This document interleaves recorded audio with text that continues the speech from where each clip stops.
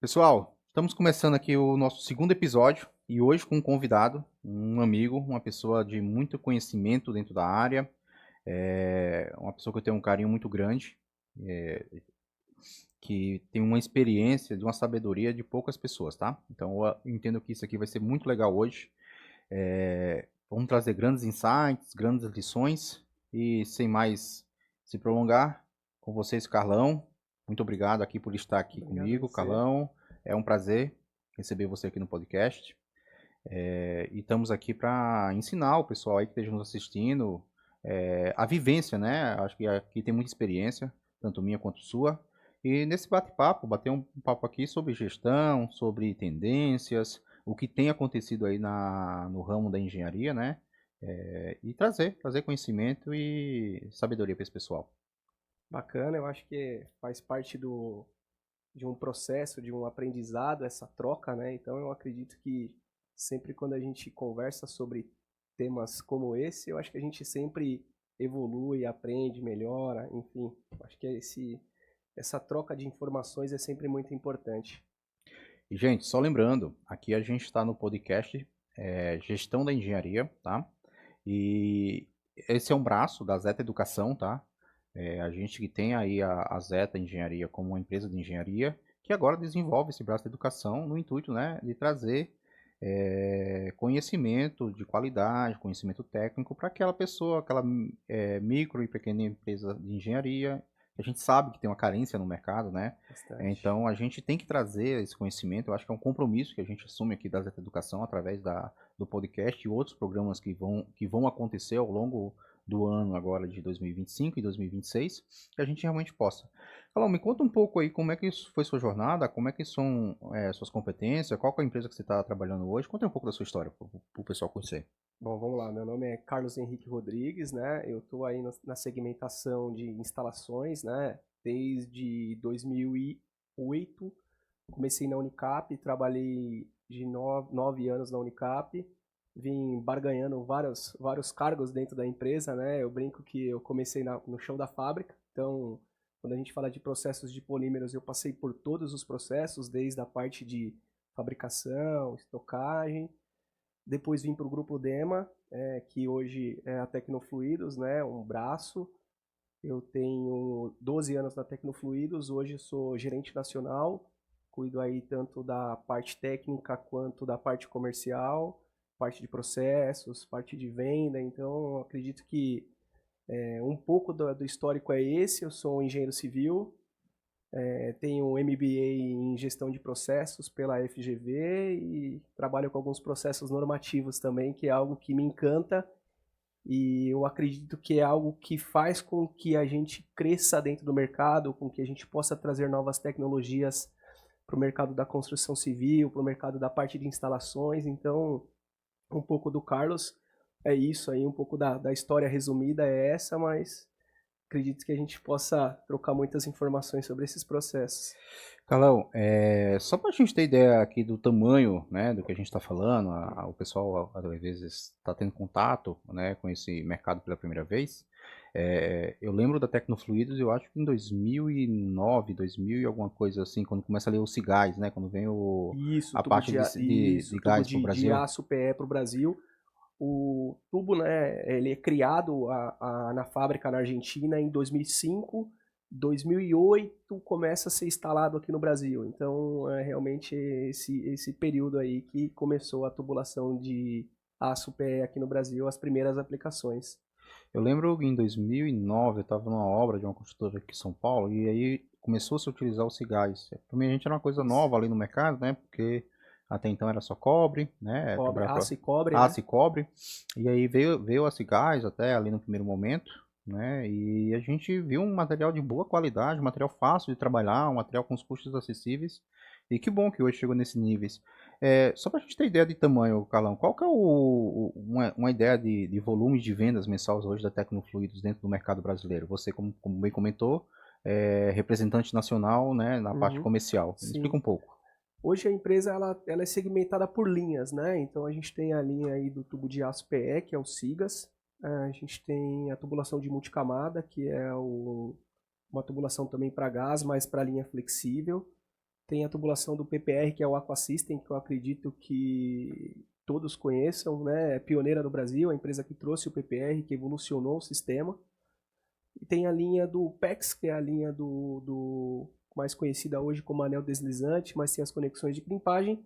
E agora o que o pessoal vem crescendo muito no mercado, numa dinâmica muito grande, é a linha do PERT, que também é um polietileno para condução de água quente e fria, que está na mesma segmentação do PEX, né? Então tem o tubo de PEX e o tubo de PERT. Esse é um pouco da empresa.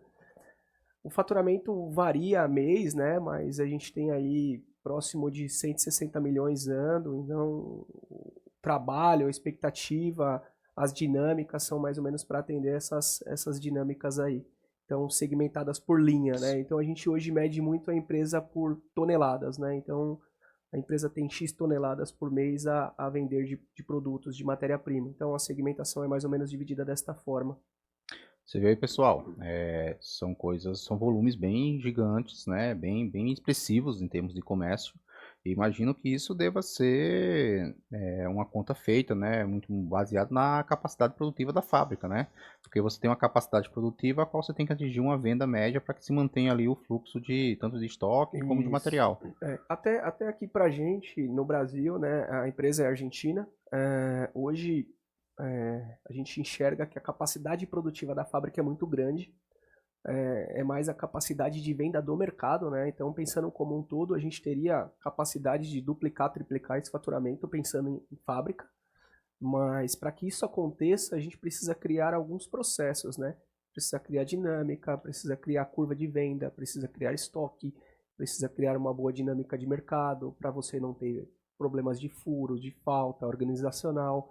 Então, eu acho que para crescimento é mais hoje organizar Brasil do que capacidade produtiva. Hoje, né, em conversas que a gente mais ou menos tem, a empresa é mais ou menos 10% do faturamento da empresa a nível Argentina, né? Então, hoje a gente representa mais ou menos 10% de faturamento da empresa.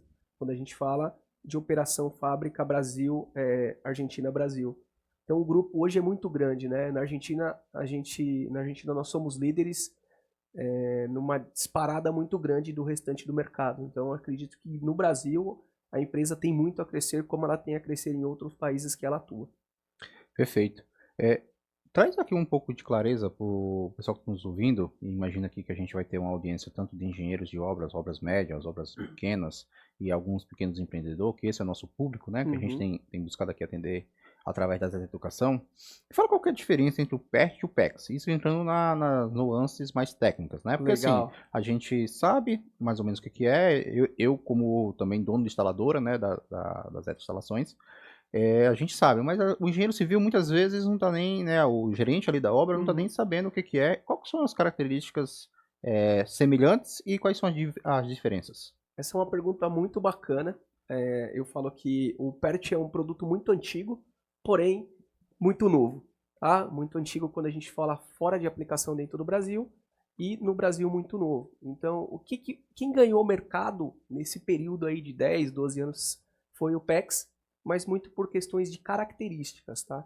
Então, qual que é a diferença de um para o outro pensando no polímero, na matéria-prima? O PERT é um polietileno resistente a alta temperatura. É uma matéria-prima virgem que já suporta altas temperaturas combinado com pressões. O PEX é um polietileno reticulado. Então eu preciso aditivar a matéria-prima. É um PE mais um aditivo. Então, qual é esse aditivo? Se você pegar na 15939, ele vai te dar 3 modelos de aditivos. Ele vai te dar o silano, o peróxido ou por radiação. Então, essa é a diferença. Quando você fala de matéria-prima, o PERT é um polietileno resistente a alta temperatura pronto, sem nenhum aditivo, e o PEX é um polietileno que você aditiva ele para ele suportar altas pressões e alta temperatura. Outra característica que muda de um para o outro é que um é termofixo e o outro é termoplástico. Quais são as diferenças do termofixo e termoplástico? O PERT é um termoplástico, é um material que suportaria uma termofusão, como um PPR. Então ele tem as mesmas características que o PPR quando você fala de fazer uma termofusão, por exemplo. O PEX não. O PEX ele não é termoplástico, ele é termofixo. Então ele não suportaria uma termofusão. Exemplo, O PERT, se você esquenta ele numa temperatura, ele derrete. Ele vira uma minhoca, assim como vira o PPR. A matéria-prima começa a derreter. O PEX ele não vai fazer isso. O aditivo não deixa ele fazer isso. Então ele faz o quê? Ele estica e depois ele voltaria para a posição. Então essas são as diferenças visuais ali do termofixo e do termoplástico. Agora, para a aplicação dentro da 5626, que é instalações de água quente e fria, os dois têm as mesmas características. Mesma pressão, mesma temperatura, mesmas definições. Então, quais são as pressões? As pressões são 6 quilos, né? Uma vez e meia a pressão máxima de trabalho, vamos pensar aí, seria 4 quilos, na temperatura de no máximo até 80 graus. Então, pensando no ensaio, seria 6 quilos, 80 graus. Os dois sistemas vão se comportar exatamente iguais. Então, diferenças entre produtos são essas. Há quem diz que o PERT é melhor, há quem diz que o PEX é melhor. Mas os dois são termoplásticos, os dois são materiais plásticos para a condução de água quente e fria. Perfeito. Gente, não existe material melhor. Eu sempre participei dessa visão. Não existe material melhor ou pior, desde que estejam normatizados. Existem situações de uso ou similares. Condições de aplicações. De aplicações, né? Existe sempre uma discussão muito ali se tal material é melhor, se tal material é pior. Eu entendo que cada material, muitas vezes, é desenvolvido com características diferentes. Assim como o PVC também tem sua relevância na água fria, mas ele foi projetado única e exclusivamente para água fria. Assim como o cobre, enfim, são outros materiais. Então eu acho que você sempre tem que fazer essa análise, né? Do material ao seu uso. Né? É isso que define a boa solução de engenharia. A condição da aplicação, né? Isso é muito importante, tá? Você enxergar a condição de aplicação. Então, o que é a condição de aplicação? Quais são os limites? Quais são as características? Como vai trabalhar ao longo do tempo? Essas características definem se o produto é bom ou se o produto é ruim para aquele tipo de aplicação. Então, basicamente, hoje os dois sistemas atuam diretamente, o tipo de conexão mecânica, então as conexões hoje são exatamente iguais para as duas linhas de produto. E uma das coisas que é legal, até para colocar aqui, é que a norma do PERT está para sair, ela está em consulta nacional. A gente acabou de finalizar ela em âmbito técnico e agora ela está em consulta nacional. Então, provavelmente daqui 60 dias nós vamos discutir os votos e aí você vai ter uma NBR também de mais um produto que é mais uma opção para o mercado. Tecnofluidos tem as duas linhas, mas é mais uma opção para o mercado. Então, isso é muito legal. E nessa pegada de mostrar a diferença de um produto para o outro, diferença é que quando você fala do PERT, e aí é um trabalho que eu acredito que para médio e longo prazo tende muito a acontecer, você fala de materiais reprocessados, você fala de reciclagem, né? O PERT é um produto que você consegue fazer a reciclagem dele porque ele é uma matéria-prima virgem. O PERT, tá? O PEX você não consegue, porque você tem um aditivo. Então, nós começamos a fazer alguns trabalhos já específicos que você começa a fazer o ciclo reverso. Você pega aquela sobra da obra e transforma no produto de novo. Então, isso é muito legal quando você fala de meio ambiente. Você começa a transformar um produto que, teoricamente, você não reciclava, que era o PEX, que hoje você passa a reciclar como o PERT, fazendo esse trabalho de ciclo reverso. Isso é bacana quando você fala de não só pensando em produto, mas pensando em um meio ambiente, pensando em um futuro, em um longo prazo. Isso é bem legal. A gente da construção civil é uma indústria ainda muito poluidora, né? A gente sabe disso, a gente vem evoluindo ao longo dos anos, mas é uma indústria que ainda tem uma cadência, né, de grandes poluentes, agressividade do cimento, enfim. É uma cadeia é uma cadeia que ainda trabalha. E ter essa característica num produto, eu acho que é um diferencial, né? Espero que o mercado receba bem, né, o produto. Já tem recebido, né? Eu também estou um pouco dentro, mas que cada vez mais se utilize, né, esse produto, buscando ali um equilíbrio também com o meio ambiente. Carlão, em termos de custo, ainda aqui dentro do PERT, do PEX, similar, igual? Essa é uma outra pergunta muito bacana. O PERT, sei lá, vamos chutar aqui uns 15 anos atrás, 12 anos atrás, ele tinha um preço muito maior do que o do PEX. Então eu acredito que é até por isso que o PEX ganhou tanta popularidade, ou cresceu tanto, e o PERT não. E hoje o mercado deu uma invertida. Então hoje o PERT, até por apelo comercial, ele está um pouco mais barato do que o PEX. Então você pega hoje todas as empresas que estão trazendo o PERT, que são hoje já inúmeras, vindo com preço mais competitivo, porque a matéria-prima em si está mais competitiva. Então é uma tendência, ou já é uma realidade, que os tubos de PERT tenha aí uma diferença comercial agressiva, sim, aí na faixa dos seus 10, 15% é o que mais ou menos o mercado já vem trabalhando já. Isso, Tecnofluidos, e pelo que eu enxergo, todo o restante da cadeia, Todo o restante da cadeia. todo o mercado. Características, para quem a gente quer aqui um pouco do ramo, fica fácil, né? A gente até conversar, esse bate-bola bem legal. Mas característica na obra, estou lá na obra, sou engenheiro de obra, gerente. Eu sempre vou para fazer um paralelo aqui, gente, com o dia a dia que eu vivi de obra, tá? Então, juntando aqui, são 7 anos de experiência em grandes construtora, isso como gerente de obra, depois coordenador de obra. Então, quando a gente está aqui com uma pessoa de mais de uma área do que de outra, a gente sempre vai fazer esse paralelo porque eu vivi isso, tá? Então, muitas das vezes eu olhava para instalações e falava, nossa, hoje eu entro na obra com uma visão totalmente diferente da que eu tinha quando era engenheiro, né? Legal. Porque engenheiro tá ali com suas N coisas, estrutura, concreto, enfim. Instalações é um pouco ali, você conhece um pouco, mas você não se aprofunda tanto. Sim. Então, hoje, se eu tenho na minha obra para saber se ele tem um PEX ou um PERT, qual que é a principal característica? E já trago aqui uma dica, né? Normalmente o PERT ele consegue vir já nas cores direcionadas. Azul e vermelho, Azul e por exemplo. vermelho, por exemplo. O PEX também tem essa possibilidade, tá? Eu vejo o mercado até migrando para isso, né? Então, hoje você já tem PEX azul e vermelho. Vou falar especificamente da Tecnofluidos, né, do grupo. Hoje a gente tem o PEX na cor branca para justamente diferenciar o sistema e o PERT na cor azul e vermelha para facilitar a parte de instalações, para não ter ligações invertidas e tudo mais. Mas essa é uma característica legal. E essa é uma característica que surgiu o azul e vermelho justamente por pedido de obra. Então, na obra você tinha essa dificuldade de fazer as ligações, às vezes a pessoa ligava o vaso invertido, o vaso estava quente, a pia estava fria. Então, isso traz uma dinâmica boa para a obra, o azul e o vermelho.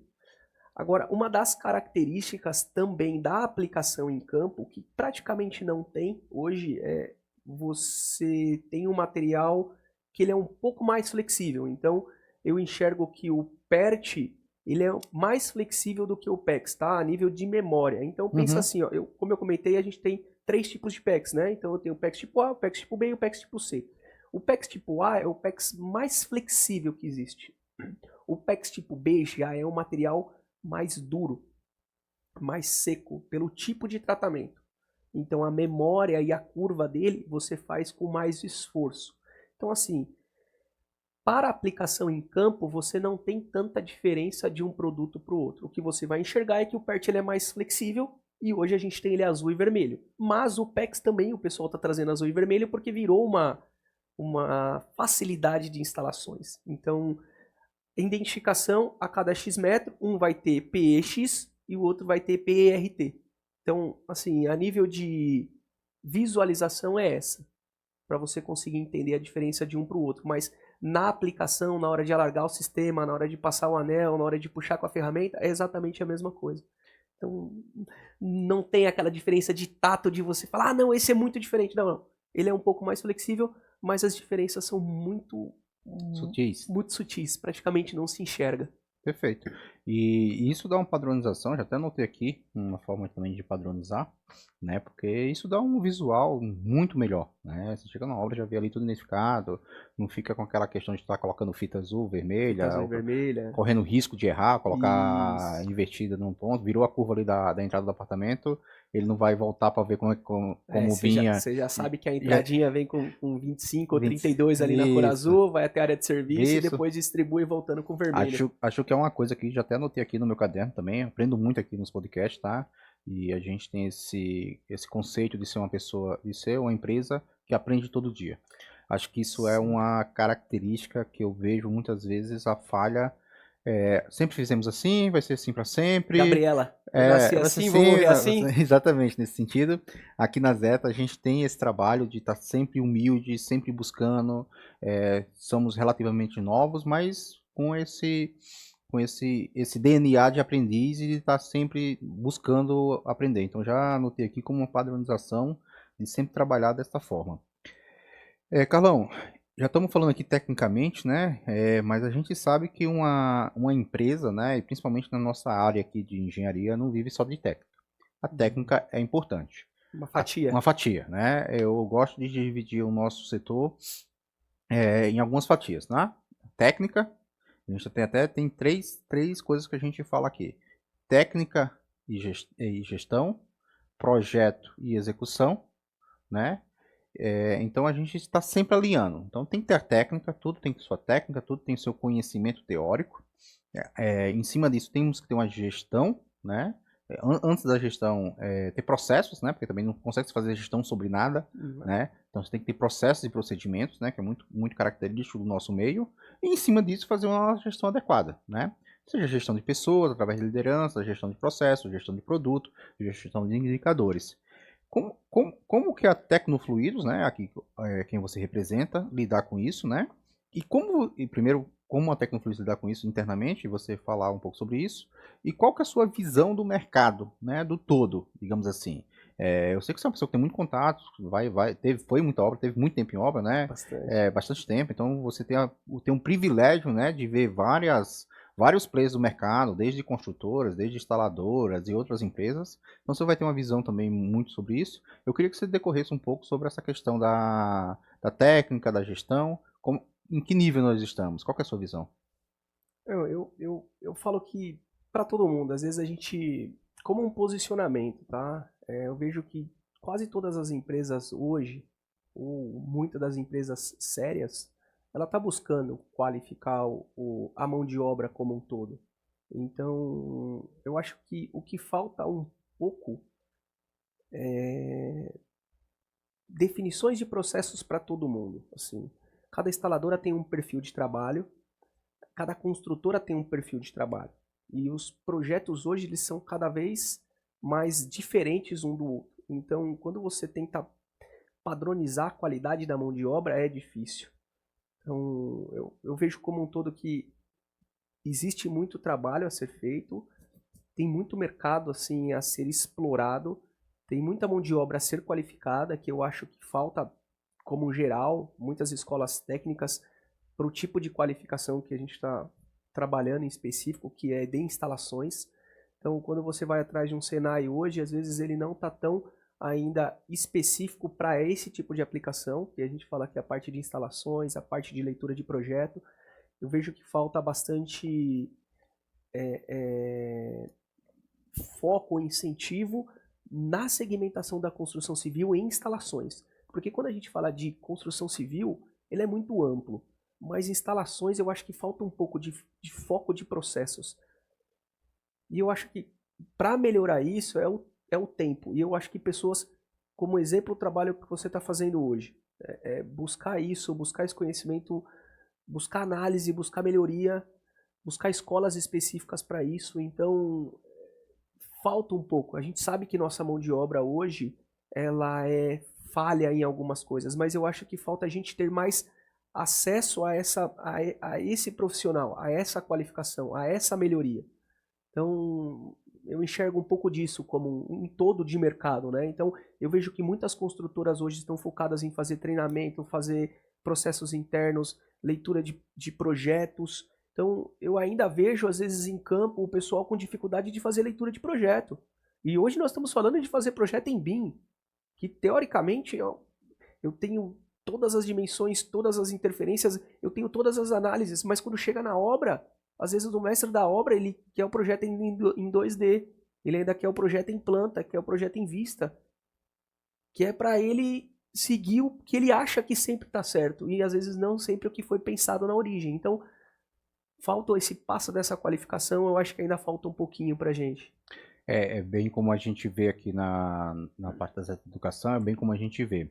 A gente vê a incorporadora num nível, né, muito bom de gestão, num nível muito bom dos seus procedimentos. A gente vê algumas construtoras, a gente fala aqui das construtoras daqui de São Paulo, as maiores, também num nível muito bom. Uhum. E tem essa camada, né, que é ali a obra, que é onde a coisa acontece, onde a execução Sim. acontece, né?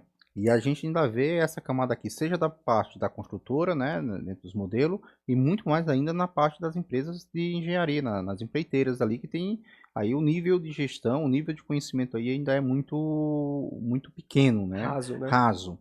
E eu fiz o curso de BIM Manager, eu sou BIM Manager, eu fiz logo ali em 2016, terminei a pós de estrutura, né, na USP, em cálculo estrutural.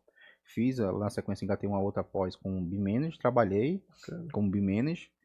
Então, ali a gente tem todas as dimensões, e dimensões até atemporais, né? Tem de custo, né? Quando você vem ali com o BIM 4D, 5D e até o Uhum. 6D, que traz todas as informações, todas as parametrizações, né? Então, você vê realmente uma tecnologia por trás do projeto, mas a obra ainda fazendo o que fazia em 1990. Arcaico às vezes, Arcaico, né? com falta de direcionamento, e, enfim, e sem ter um incentivo na base. O que eu vejo muito hoje, dentro das coisas, é um incentivo na base de elevar o nível da base. Porque, como você bem falou, você tem vai um curso teste, você tem eletrotécnica no Senai, você tem vários cursos, tem curso de eletricista, mas não tem o básico ali de uma leitura de projeto, de um desenvolvimento, e até das empresas, pela essa falta de gestão, tem um plano de carreira para esses funcionários, né? Porque é tão rotativo que muitas das vezes não dá tempo de você fazer o processo todo, né? Então eu vejo hoje aqui, dentro da Zeta, é minha bandeira aqui na educação, tá? Uhum. Já deixei isso bem claro no primeiro episódio. Sugiro que vocês assistam, tá? É um episódio bem legal, referente a onde a gente fala do que a gente vai falar aqui nesse podcast, que é a bandeira que a gente está levantando, de trazer o mínimo de condições. E já fica aqui, né, o meu chamado, instituições que queiram, junto com a Zeta Educação, desenvolver pessoas para poder melhorar a base. Eu entendo que a gente evoluiu já em alguns anos na parte de projeto, na parte de normas, na parte de processos, mas a base ficou. A base ainda é muito, ainda é mais do mesmo. E aqui eu não falo, eu sei que tem processos de industrializações acontecendo, a gente vê um movimento nesse sentido, né? Mas eu não estou Muito. falando que é dali da base ele não fazer o básico. Ele vai continuar sentando tijolo, tá? Mas ele sabe por que que é. Ele tem a noção do todo. O eletricista não vai continuar passando a fiação, mas ele sabe o todo, ele sabe ler, ele sabe um circuito, ele sabe um retorno, né? Então, ter essa visão sistêmica e mudar a característica desse profissional, eu acho que, na minha visão, é o caminho e é o que a gente vem desenvolvendo. E aí, até focado nisso, eu não sei se é porque necessariamente a gente trabalha dentro da segmentação hidráulica, água, gás, esgoto, ar-condicionado, então você enxerga essa fragilidade. Exemplo, você faz engenharia civil, você faz engenharia elétrica, você faz engenharia de produção, você não faz engenharia hidráulica. Então, quando a gente fala de instalações hidráulicas, para quase todos os engenheiros de campo, vira uma segunda matéria, não vira matéria de especialização. E se você parar para analisar hoje, o índice de patologias em instalações hidráulicas é o maior índice que tem numa construção civil. Então, para ter ideia, o nível que nós estamos de falta de especificações. Então, eu acho que a gente pode melhorar muito, porque instalações é algo muito importante dentro de uma obra. O valor financeiro de instalações pode não ser tão alto, mas o valor de pós-obra é altíssimo. Então, o quanto a gente tem que trabalhar para aquilo, porque pensa assim, ó, vamos pensar hoje como produtor. Eu tenho que fazer o melhor tubo. Vamos pensar como instalador, eu tenho que fazer a melhor instalação. Você concorda que depois que eu produzir o melhor tubo e você fizer a melhor instalação de um tubo que custa R$ 5 o metro, nós vamos colocar um mármore que custa quanto metro? Vou trabalhar aqui, quando eu trabalhei aqui em 2018, vai ter mármore aí variando entre 1.200 a 1.800, a 3, é o céu limite. Mas vamos falar do básico, né, da nossa realidade.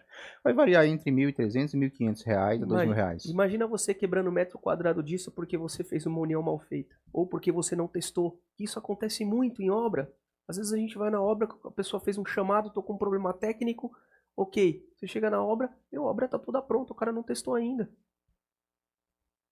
De novo, processos e procedimentos, né? Processos e assim, gente, não estou criticando ou apontando, não é uma ou outra instaladora, são muitas instaladoras, são muitas construtoras. Então, é um processo simples que deve se fazer, como deve se fazer, por que deve se fazer. Ó, uma das coisas que eu sempre escuto questionamento há um longo de muitos anos. Eu preciso fazer o teste com água quente? Eu preciso fazer o teste com água fria? O teste de gás, eu tenho que fazer com água, com gás inerte? Como eu faço o teste de gás? Quantas vezes nós não pegamos chamados de obra e o cara testou a promada com água, a promada de gás com água? Parece ser um erro banal? Parece, mas acontece muito. Acontece por quê? Por falta de conhecimento, por falta de nossa cadeia, por falta de treinar, ensinar, explicar. Porque eu brinco, tá? E isso é uma realidade. O instalador de água, ele se torna instalador de gás. O instalador de gás, ele não quer fazer água, porque ele se sente confortável na parte de gás. Então, se a gente não consegue unir esses cenários, acontece esse tipo de situação. Você pega aí uma prumada de gás que o cara testou com água. E depois como você purga? Como você tira a água do sistema? Você não tira. Você falando aqui, eu fiquei lembrando de alguns episódios meu e só fazendo um parênteses aqui, pessoal, quando a gente fala traz aqui ao nosso bate-papo os erros e erros de execução, a gente traz de forma genérica, tá? Dentro da instaladora, das instalações, a gente passa por diversas situações, justamente por essa falta de qualificação, tá?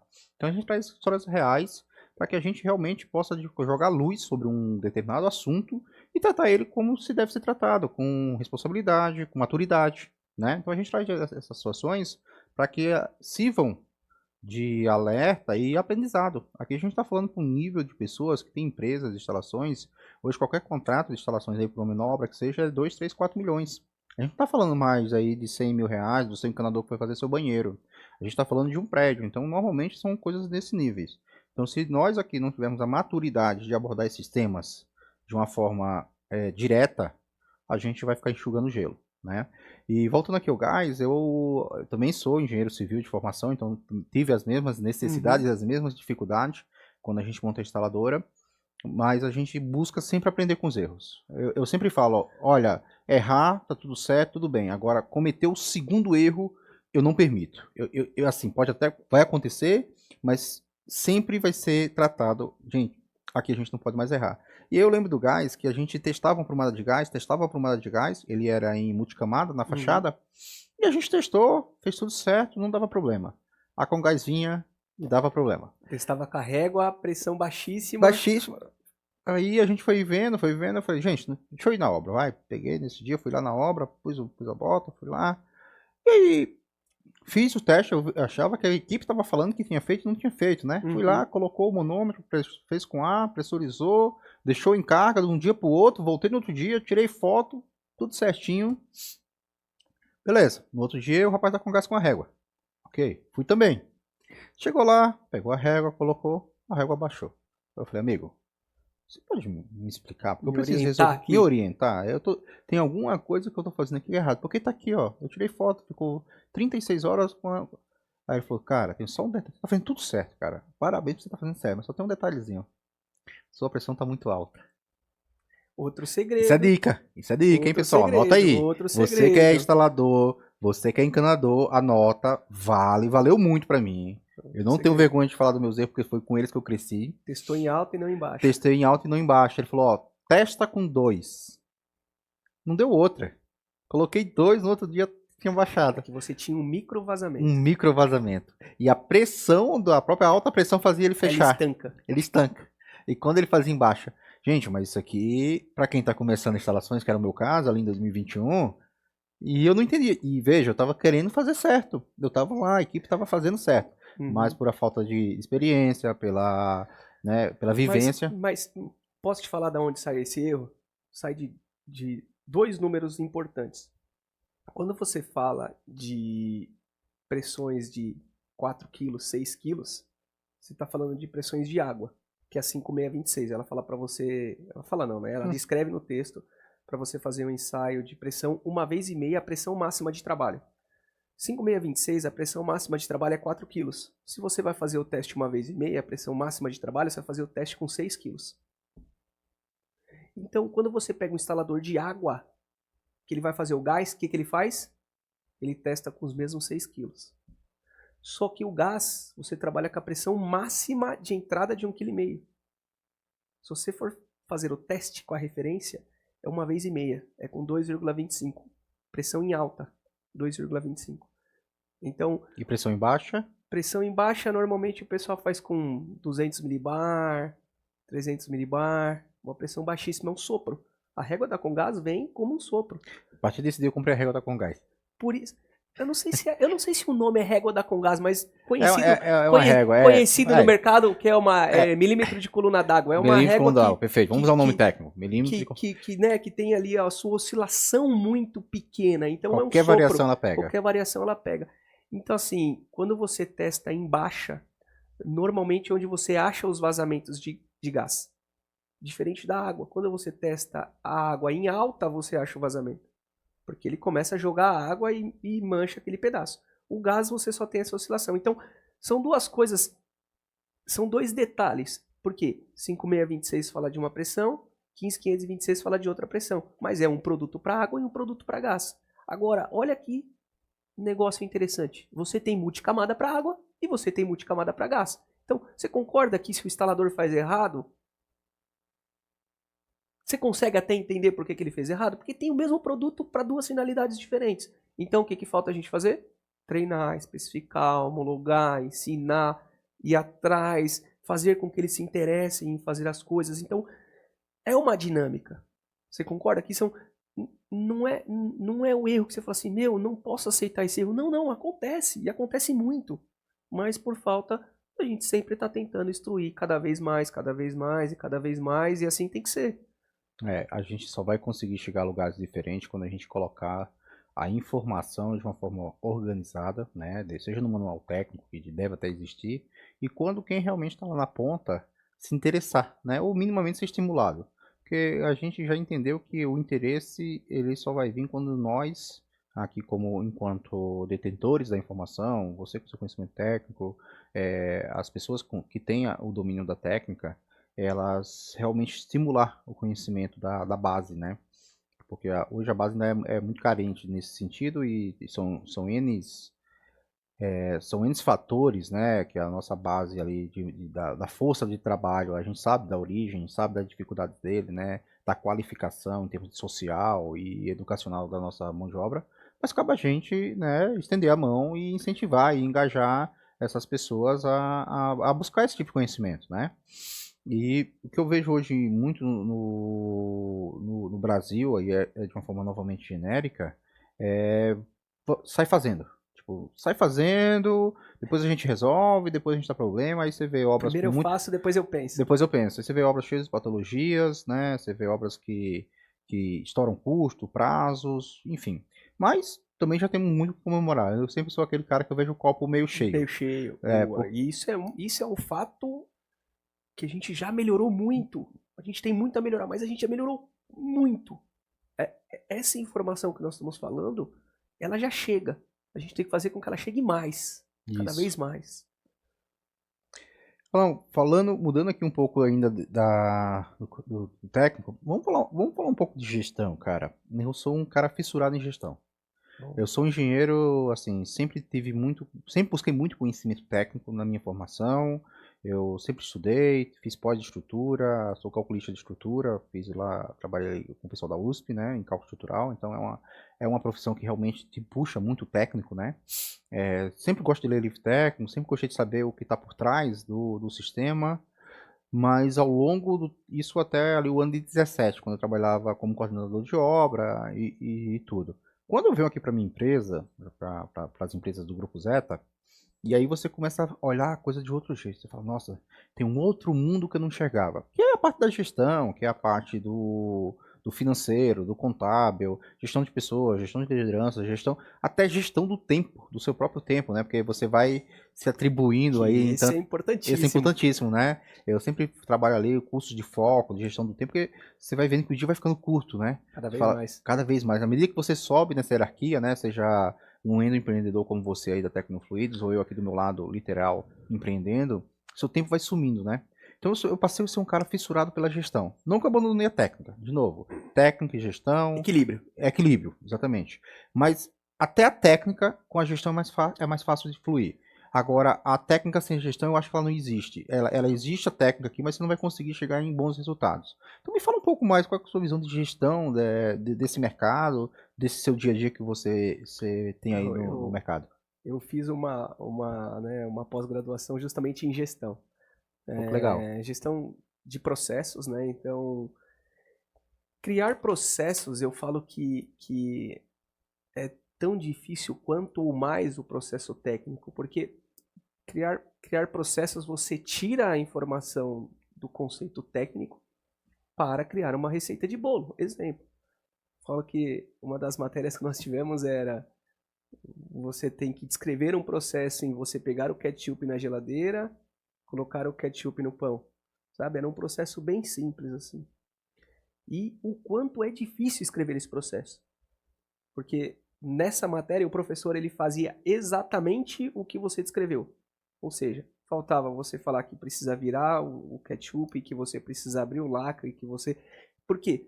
Quando você fala de processos, você começa a criar todo um cenário onde você precisa fazer com que a pessoa faça exatamente aquilo. Exatamente daquela forma, não deixando margem para que ela possa criar alguma coisa dentro daquilo. Então, quando a gente fala de processos de empresa, processos de instalações, como eu falei, cada empresa tem um projeto, um processo, um jeito de fazer. E não sei se existe o certo ou errado, mas existe o que dá mais resultado. Sim, isso é inevitável. Isso O é resultado inevitável. ele vai vir, se ele é Então, positivo ou negativo. Então, uma frase que meu chefe me fala, né, o meu líder me fala, é que assim, sem controle, sem medir, sem resultado. Então, você precisa criar um modelo de fazer, você precisa acompanhar o modelo de fazer, você precisa ver o resultado de fazer e você precisa ter o resultado final, a medição de tudo o que aconteceu nesse processo. Então, eu acho que hoje, quando a gente fala de instalações, quando a gente fala de processos de projeto, de definições, a gente ainda precisa melhorar em algumas coisinhas. Então, dentro da empresa hoje, a gente tem medições para tudo. Então, a gente tem medições de prazo de entrega, medições de KPI, medições comerciais, medições de tempo de colocar o pedido no sistema, medições do pedido chegar para você na obra. Então, eu acho que processos sempre vão existir. A gente precisa sempre começar, né? Uma outra frase também que eu acho muito bacana. Primeiro você começa, depois você melhora. Então, tenta começar o processo. Tenta começar as definições de como é o passo a passo de fazer isso. E depois você vai melhorando isso ao longo do tempo. Então, como um processo geral, assim, como visão geral, eu acho que a gente, em todas as empresas, eu acho que já existe um processo iniciado ou uma definição iniciada. O que a gente precisa fazer é sair desse processo, olhar de fora e enxergar a oportunidade de melhoria nele. E depois você devolve ele para o caminho certo, sabe? Então, eu vejo que o mercado em si ele tem muito processo. A gente evoluiu muito como construção civil, como instalações. Eu acho que ainda falta sair, olhar como um todo, voltar e melhorar esse processo. Carlão, vou pegar um gancho aqui. Eu trabalhei em uma construtora, sou de Natal, Rio Grande do Norte, tá? Então eu trabalhei em uma construtora em Natal. Logo quando eu comecei a minha jornada, eu entrei como estagiário nessa construtora e depois eu virei assistente. Logo ali em sequência já foi muito rápido. E a gente estava passando pela implantação do SIAC. Legal. E eu participei, né? Era SIACs 9001 daquela construtora ali e eu fui uma das pessoas escolhidas para fazer parte do comitê. E aí você vive, né, a implantação de processo ali no dia a dia. E uma das grandes preocupações nossas também era não engessar, né? Porque assim, tem aquele processo que vem 20 páginas, Que né? vira burocracia. Que vira burocracia, né? Então, dentro da construção civil, talvez até um pouco diferente da indústria, né?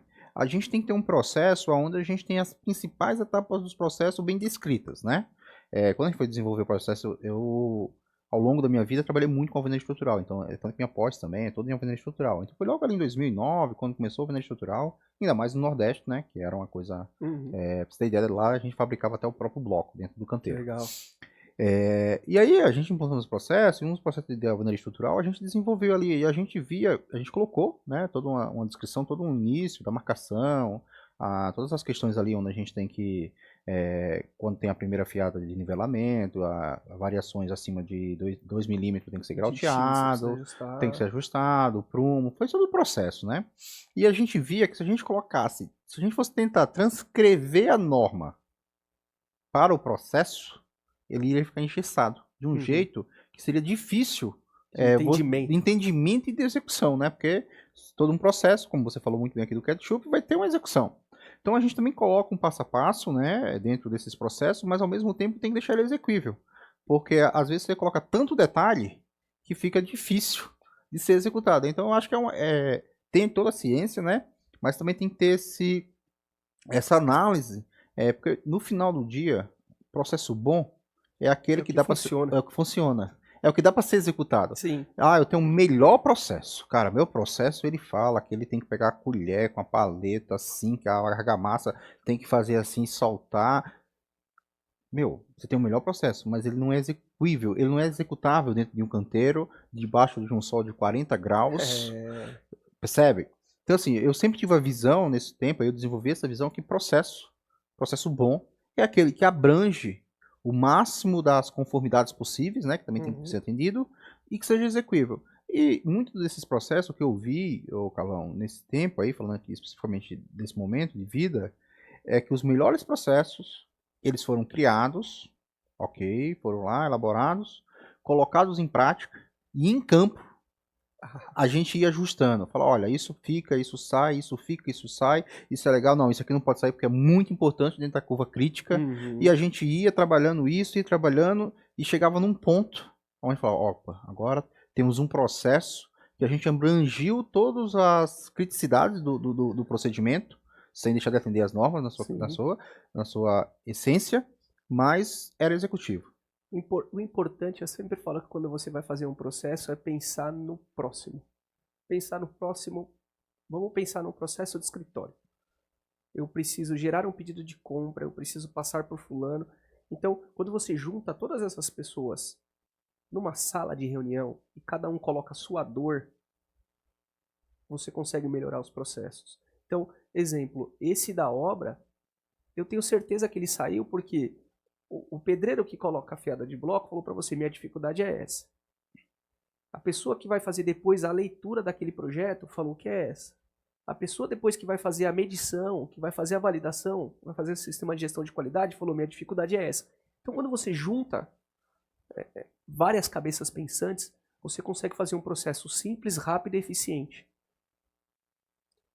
Então, eu acho que o grande segredo ou o grande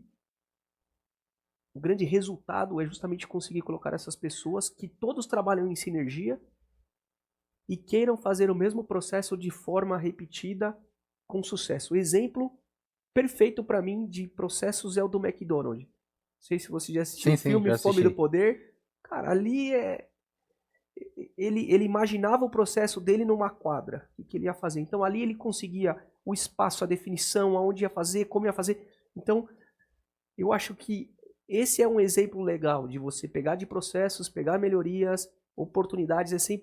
Eu acho que é sempre numa sala de reunião ali, juntando as pessoas que são cabeça pensantes e que executam aquele processo. Porque não adianta a gente criar esse processo. Pensa assim, eu vou criar um processo de passagem de tubo na laje. E eu não chamo o cara que passa o tubo na laje. Pelo que a gente tô até notando aqui, pelo que a gente está falando, todas as vezes que a gente, como gestor, como líder, como dono de empresa, for desenvolver um processo, envolver todas as partes daquele processo, representativas numa mesa, né? Ou seja, ter uma equipe multidisciplinar e a partir daí buscar soluções que atendam ambos dentro de um contexto, né? De pré-requisitos, de qualidades e tudo mais. Então, assim, envolver, eu diria que o primeiro tópico é envolver todas as partes afetadas daquele projeto. Sem dúvida, sem dúvida. Quando você pega essas opiniões, você sempre... É aquele negócio. Quando você está aberto a aprender, você sempre vai ter oportunidades de melhoria. E às vezes a oportunidade de melhoria vai vir da pessoa que você menos espera. Porque ele vai falar para você assim, você já pensou em fazer desta forma? O processo não é bom, sabe quando? Quando depois de tudo pronto a pessoa fala para você assim, se você tivesse feito daquele outro jeito ali, ficaria melhor. Esse é o processo ruim. O processo bom é quando a pessoa ela fala antes, ela enxerga antes com você. Então, eu acho que pra gente como um todo, isso é legal. Quando você consegue ter esse nível de gestão, esse nível de liderança, de você juntar a equipe e falar, equipe, me passa as dificuldades de vocês, vamos pensar juntos, vamos criar algo que vai ser rápido para todo mundo, mas algo que deixe a empresa segura, algo que deixe documentado, algo que deixe dentro dos padrões, algo que garanta tecnicamente que você está atendendo. Então você fez um processo perfeito aí. Então, sabe, essa gestão, essa liderança, isso faz parte do processo. Carol, enquanto você falava, eu sei que talvez nem todos saibam, mas eu comecei a trabalhar com construção em 1996. Faz tempo, hein? Faz. Em 96 eu tava com 11 anos de idade. 10 para 11 anos. E meu primeiro trabalho com meu pai de ajudante de pedreiro foi executar um muro. E eu ainda tenho um vívido na lembrança, ele puxando as linhas, eu ali fazendo o traço. Quem não me conhece, assim, não acompanha a minha história, né? Eu começo a acompanhar um pouco mais agora. Eu comecei com o ajudante pedreiro dele e ali eu já via essa preparação ali. Hoje eu olho, né? Lógico que ali no momento era simplesmente tirar o esquadro, fazer o alinhamento. Depois eu, né, cresci, vim aqui para São Paulo. Tem uma história aí bem legal, uma história de vida bem legal. Bacana. Então eu era ajudante pedreiro do meu pai. Em 2007 eu volto daqui de São Paulo para Natal e continuo sendo pedreiro dele já com 23 anos. Continuo sendo pedreiro dele, ajudante de pedreiro dele em 2007, então eu tenho na minha carteira de registro desde pedreiro, ajudante de pedreiro, até coordenador de obras, que foi o meu maior cargo na Canopus. Fui coordenador de obras. É um histórico, é uma história, né? em 10 anos, né? De 2007 a 2017. E trazendo aqui para o que a gente está falando, e muitas das vezes eu via em construções menores, tá? Eu via meu pai ali, pela experiência que ele adquiriu, eu ia dar uma ideia e muitas vezes não se aceita, né? É o pedreiro falando. Gente, vocês não têm noção da oportunidade que vocês, engenheiros, têm de aprender com quem faz o dia a dia. Do quanto eles sabem. Do quanto eles sabem. E sabe o que eu me aprendi juntando isso na minha vida? Eu sempre quis saber da parte de campo, da técnica, da prática ali, e reforçar isso na teoria. Eu fui fazendo essa junção. Então eu tenho uma história de vida ali como ajudante de pedreiro e me orgulho disso. Um abraço aqui pro meu pai, que foi quem me criou como caráter, como pessoa, mas eu sempre fiz a junção de fazer. E quando eu cheguei na obra lá em Natal, a primeira vez como já estagiário de engenharia, eu já sabia bastante coisa. Mas eu tinha uma saída quando eu não sabia de uma coisa. Eu lembro como se fosse hoje, estavam sendo feitas caixas ali de esgoto, né, na saída da torre, a primeira caixa de transição, né, e era uma caixa de gordura, e tava ali um pouco na discussão ali, umas duas pessoas ali em torno, aí me chamaram, e falaram, poxa, eu tô com dificuldade aqui, essa caixa de gordura, eu não tô entendendo se é a primeira aqui, se é esse para fazer. Aí eu chamou, eu não tinha, naquele momento não tinha conhecimento para isso, eu falei assim, tá, mas você já fez em algum lugar? Ah, em tal lugar eu fiz assim. Ah, mas qual foi aonde? Ah, e aí a gente foi levando a conversa de um jeito, o que ele foi me falando, eu comecei a entender o projeto. Você foi associando. Eu fui associando o que ele foi me falando, ó, esse nível, o primeiro nível aqui é mais alto, esse aqui tem que ficar aqui. E eu, à medida que ele foi comentando comigo como ele tinha feito numa outra construtora, eu fui começando a entender o detalhe do projeto. Então, bacana. né? Então assim, quando a gente está falando aqui de processos, né, trazer essas pessoas para dentro e escutar e dar o devido valor. E aqui a gente não está falando, né, sem nenhum tipo de arrogância, nenhum tipo de filtro, tá, gente? É muito mais a buscar a essência e esse valor que realmente existe, né? Sim. Porque você agrega isso dentro da sua empresa e vai tornar processos fluidos, vai trazer engajamento daquela pessoa porque ela participou, vai trazer menos reclamação do processo porque ela também estava dentro. Exatamente. Percebe? Isso, exatamente. Então isso. É uma linha de raciocínio muito interessante essa da gente colocar as pessoas que executam dentro do processo. Porque pensa assim, ó. Você pensa hoje, eu sempre coloco assim, ó. Pensa hoje a pessoa que ela manda 50 e-mails no dia. Ela vai colocar assim, bom dia, segue, anexo, tal. Cara, os dedos dela digita automático. Ela pode estar olhando para outra coisa que ela está digitando no e-mail dela. E se você pegar hoje um instalador que tem prática de fazer uma termofusão, que tem prática de fazer uma crimpagem, ele vai fazer pensando em outra coisa. Aquilo ali é dinâmica. Eu falo que quando a gente aprende a dirigir é assim. Quando você vai aprender a dirigir, você vai passar a marcha, você não sabe se você pisa na embreagem ou se você troca a marcha quando você está começando. Não é assim? Quando você aprendeu a dirigir, você pensa que você está pisando na embreagem ou trocando a marcha ou é automático? Automático. Totalmente automático. Então, assim, para o instalador, para o pedreiro, fazer isso é totalmente automático. Mas para ele escrever um e-mail, não é nada automático. Então, assim, se você pega as forças de cada um, você cria uma fortaleza. E o jeito de criar processos é criando fortaleza. O que você está fazendo quando você cria um processo é criar uma fortaleza. É pegar o que é bom daqui, o que é bom daqui, o que é bom daqui, e fazer com que todo mundo tenha noção que fazer aquele processo é bom para todo mundo.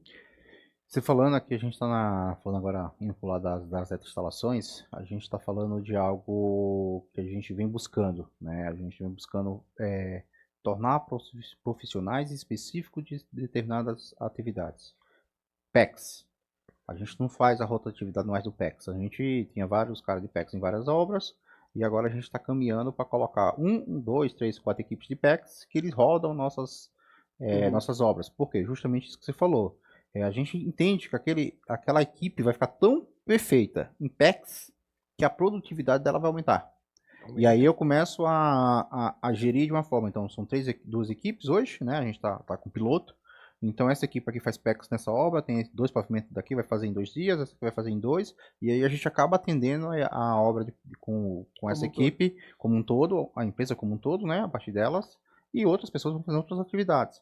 Lógico que não dá para fazer em tudo, né? Porque senão daqui a pouco você começa a não ter uma lógica. Mas as atividades macro, existe um pessoal de PEX, existe um pessoal de aranha, existe um pessoal de esgoto, existe um pessoal de água fria, existe o pessoal do PPR, existe o pessoal que monta cavalete. Então a nossa visão hoje dentro das instalações é isso, é ter pessoas específicas.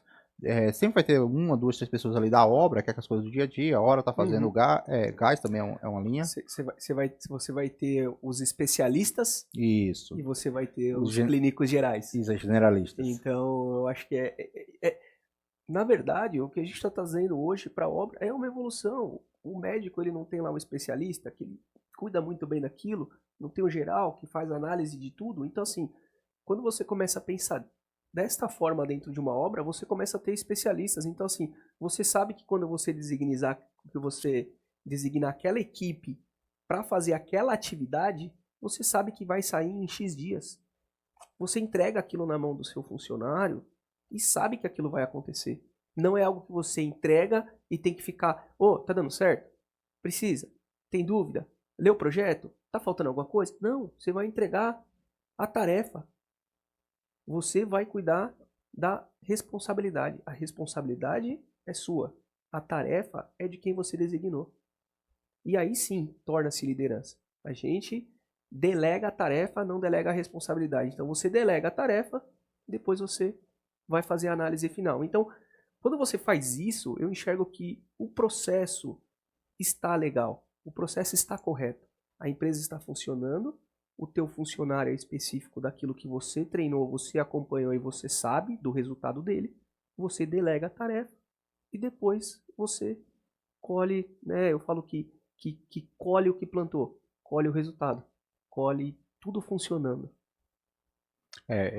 Realmente é um caminho sem volta, na minha visão, assim, de ter esse especialista. E já emplacando aqui junto com esse tema, que eu acho que tem tudo a ver, ô Calão, como é que você vê essa questão da industrialização, né? Eu acho que faz talvez seja até mais antigo que eu vou falar agora, mas a gente vê um uso maior, isso há uma média de uns 6 anos, que eu tô falando da industrialização do kit, na elétrica, do kit polvo, dos kits hidráulicos, né? Surgiu cavalete, sistema full com aranhas. Qual que é a sua visão, qual é o limite? Hoje a gente não usa o full, tá? Hoje a gente usa muito os kits ali o chassi de banheiro, chuveiro. A gente acaba usando dessa forma, mas a gente tem um projeto aí de industrializar mais, né? Até para também suprir a falta de mão de obra, que é outra dor latente, né, do mercado. Mas qual que é a sua visão sobre esse assunto também, né? Da industrialização, né, dentro da construção civil, principalmente aqui na parte de hidráulica, que é onde vocês atuam. E o que se tem feito, o que se tem de novidade nesse sentido? Bom, eu vou começar falando que eu sou um cara apaixonado pelo processo de industrialização. Eu acho que eu nasci ou fui criado dentro do processo de industrialização, então nós estamos falando aí de quase, sei lá, quase 20 anos atrás, a gente já industrializava as kits, né? Então é um processo muito antigo, né? O grupo Dema, onde eu trabalho hoje, eu acho que foi o pioneiro nessa parte de industrialização de kits. Na Unicap nós produzimos muito kit, então eu trabalhei no setor de montagem de kit por anos. Então trabalhei na parte da linha de produção, depois trabalhei na parte de implantação de linha de produção, depois trabalhei nos projetos de desenhos de linha de produção, depois trabalhei nos resultados de linha de produção, e aí vim trabalhar na Aquasystem, que tinha uma linha de produção pequena, se transformou uma linha de produção grande, e depois, por questão de custo mercado operacional, essa linha de produção acabou se desmanchando, e hoje as pessoas responsáveis abriram empresas de industrializações. Então eu vejo que a industrialização é um caminho sem volta, mas é um caminho sem volta positivo, não é um caminho sem volta negativo. Eu acho que a gente precisa melhorar muito na industrialização, muito em processo, muito em desenho, muito em validação de campo. Hoje, às vezes a gente critica muito a parte da industrialização por time, por erro, por vazamento, por muitas coisas. Hoje a gente às vezes critica a industrialização, mas falta a origem, falta lá o incorporador definindo o projeto. Eu quero esse tipo de kit padrão. O chuveiro sempre da minha obra vai ser 2,10 de altura, 1,80 e 1,20 ponto de misturador, 1,80 ponto de gaveta e 2,10 ponto de chuveiro, 2,20 ponto de chuveiro. Então, falta ainda na origem eu padronizar. Quando eu padronizar na origem, eu ajudo muito os montadores de kit. Então, eu acho que é um caminho sem volta. São Paulo, praticamente todas as obras aí eu vejo industrialização, são poucas que não usam. Tá? Eu vejo que a gente tem muito a melhorar, porque hoje eu vejo que dá muito certo o chuveiro e a área de serviço. Eu ainda vejo muito problema quando a gente vai para a aranha, compatibilização, variação de laje, variação de posição. Então eu ainda vejo muitas falhas. Outra coisa que eu vejo uma falha que a gente precisava melhorar muito é a qualificação do almoxarifado da obra, quem recebe aquilo, porque os kits eles não vêm tão bem identificados. Mas, por exemplo, o kit ele vem lá, apartamento final 1, exemplo, vou dar um exemplo de um chicote. Vamos começar de novo aqui para ficar mais claro. Você tem 4 modelos de chicote na obra. Você tem o suíte do final 1, o social do final 1. Aí você, normalmente, vamos colocar 4 apartamentos por andar, ele é cruzado, né? Então você vai ter o final 1 e 3, 2 e 4. Então ele vai ter o chicote do final 1, o chicote do final 2, e o chicote do final 3, chicote do final 4. Normalmente esses chicotes têm variações. Qual que é a variação dele? 20, 30 centímetros de diferença de um para o outro. O que acontece na obra? O cara coloca o chicote do final 1 no chicote do final 2, quando você chega no meio da obra, começa a faltar chicote na obra, porque só tem chicote curto. Então, o que é o chicote? O chicote é a parte de baixo, que vai alimentar a vaso e pia. Às vezes falta a pessoa do almoxarifado, 7 horas da manhã, que ele vai separar o material para o pessoal pegar, a paciência de falar, ei, você vai pegar um chicote? Aguarda um pouquinho aqui, que eu vou pegar o chicote correto para você. O que acontece? Eu vejo muito em obra, se você for na obra na parte da manhã, o cara tá batendo ponto, um tá pegando elétrica, o outro tá pegando parafuso, o outro tá pegando ferramenta, e você tem um cara no almoxarifado para atender todo mundo. Quando você menos espera, o instalador está dentro do almoxarifado pegando material. E aí você perde o controle dos chicotes, você perde o controle dos chuveiros, você pega o final 1, coloca no final 2. Então, eu acho que falta um pouco de sensibilidade também do instalador. Porque é aquele momento de desespero que todo mundo quer pegar tudo para levar para produzir. Então é onde você começa a ter muito problema de chicote, de produção, de peça que foi instalada no lugar errado. E aí o cara não te liga para falar que foi instalado errado, você descobre só lá na frente. Aí falta um, sobra do outro. Aí o montador de kit assinou um desenho, ele está fazendo tudo igual. Você valida um desenho, assina, depois da produção, vem o engenheiro da obra, ou vem o mestre da obra, ou vem alguém da obra e fala assim, ah, não, isso aqui tá errado, isso aqui tem que mudar. Agora troca esse T aqui, ó, do meio do caminho. O cara lá do kit já tá com o processo todo pronto, já gerou o pedido, já saiu da fábrica o material para industrialização. Então, falta muita coisa ainda. Falta muita coisa, mas é o caminho, né? Existe uma oportunidade de melhoria muito grande dentro desses processos. Que é o caminho, eu não tenho dúvida. Hoje a gente deve ter uns 10 montadores de kit aqui em São Paulo, ou mais. Ou mais, eu acho. Se você contar os montadores mais que tem galpão, que tem fábrica, é uns 10. Mas se você começar a incluir aqueles menores, que muitas vezes montam até na obra, né? Aí eu acho que sobe o... Que é um outro caminho que as obras começaram a enxergar também, fazendo montagem de kit com funcionário especialista lá no setor, lá embaixo, no almoxarifado. Então, assim, existe uma evolução muito grande para a industrialização. E agora sim, industrialização é o caminho. Kit vindo pronto de fábrica, ele vem reto, ele vem testado, ele vem garantido. É uma peça específica, não começa a sobrar registro daqui, faltar registro dali. O quadro é no tamanho padrão. Então, é uma melhoria muito grande. Só que assim, mais uma vez, é uma melhoria na mão de pessoas. A obra normalmente tem uns times muito desesperados. Então aqui, acho que quem trabalha com obra aqui sabe que, é claro, é sempre assim. Você demora 20 dias para validar um apartamento modelo. Depois que você validou o apartamento modelo, na outra semana o cara já está reclamando. Não, tá tudo atrasado. Precisa entregar, preciso fechar o drywall. Então,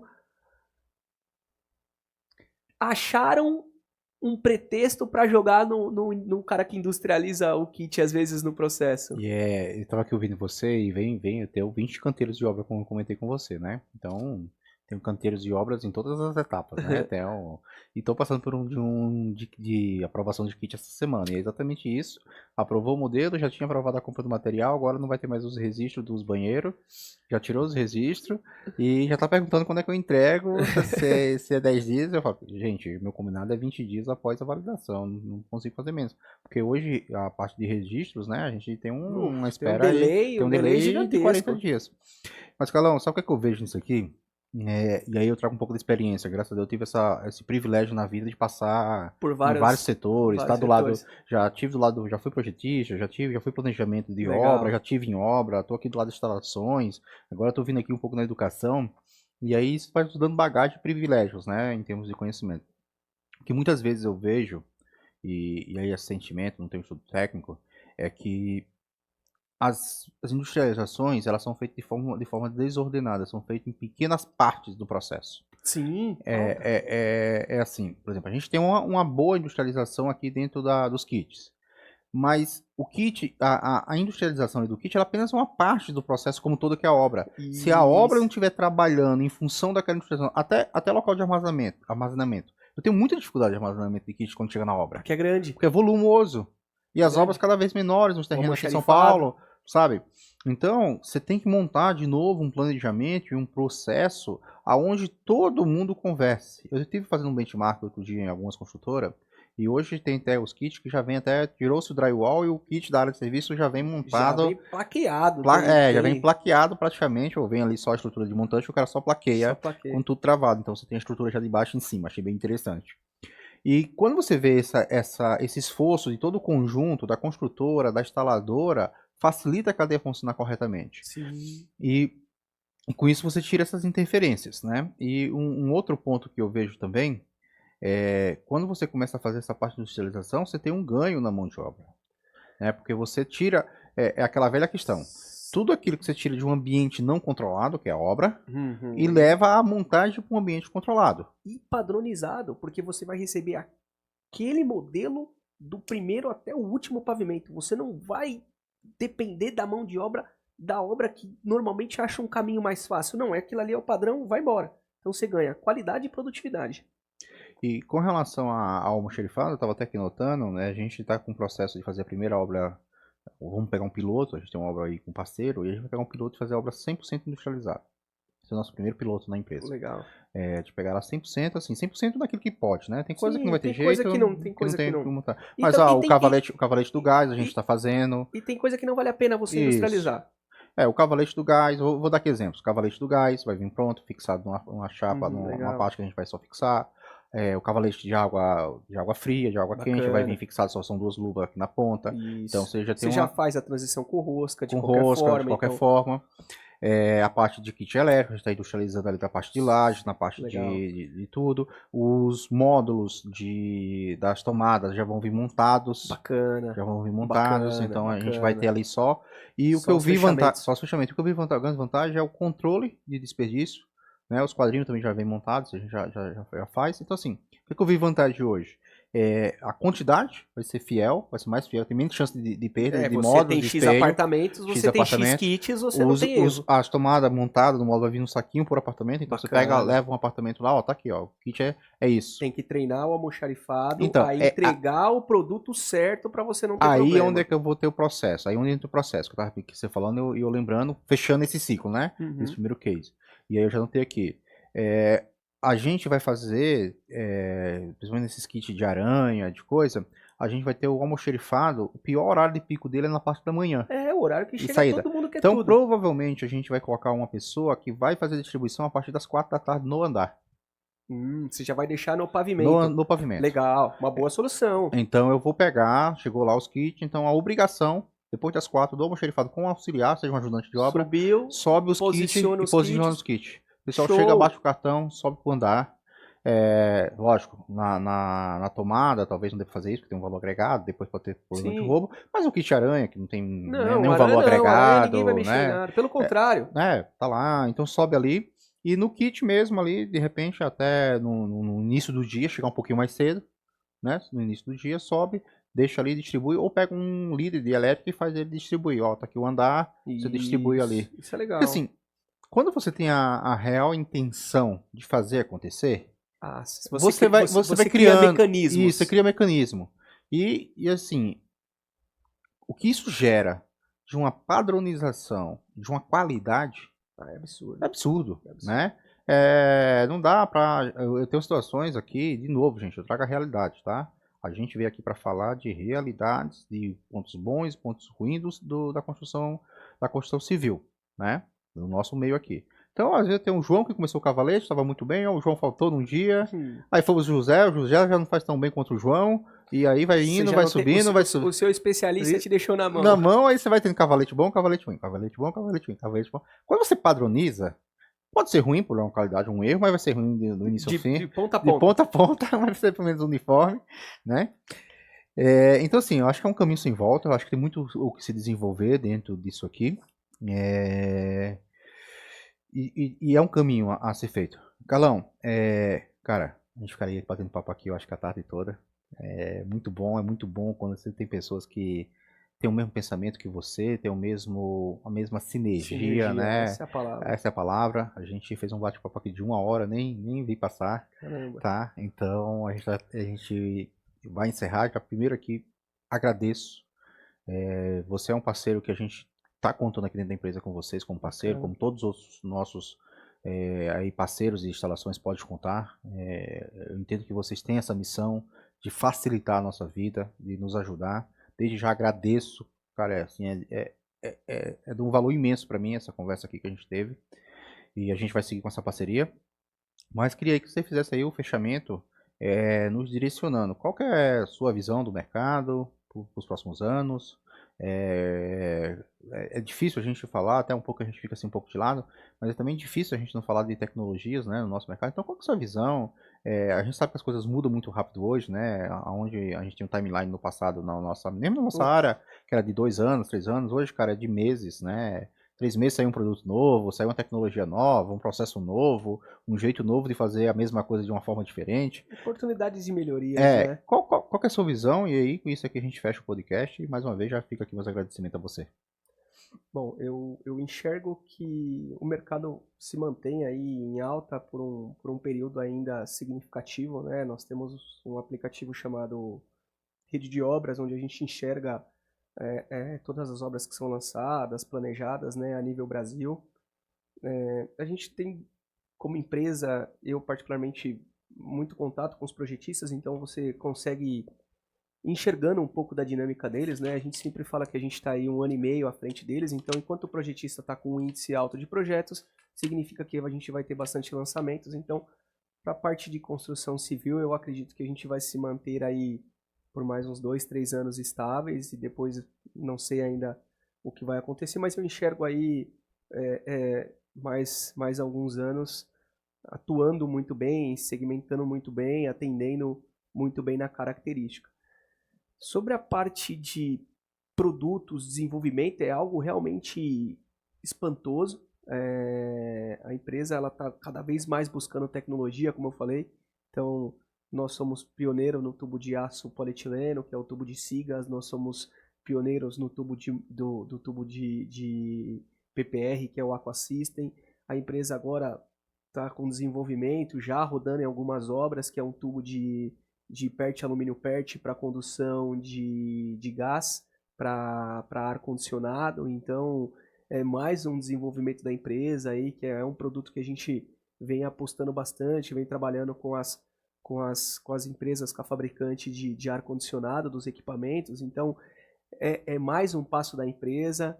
A empresa pensa em outros produtos já para nível de desenvolvimento. Então, essa segmentação de novos produtos está no DNA da empresa. Então, a empresa é inovadora. Então, esse time de inovar da empresa está no DNA dela. Então, é tendência a gente trazer novos produtos aí, já estão, como eu posso dizer assim, bem maturados dentro da empresa, para nos próximos meses a gente ter mais alguns lançamentos. Mas, resumindo aí a resposta, eu vejo um mercado numa ascendente por mais um período, e eu vejo um mercado que a gente precisa se preparar para conseguir atender cada vez melhor.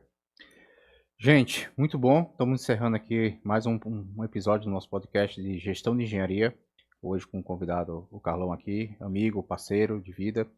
E vamos seguir em frente. E muito agradecido, Carlão. Muito obrigado pela sua presença. Obrigado a você. Que Deus abençoe. Vamos e falando. Encerramos aqui mais um episódio. Obrigado. Abraço.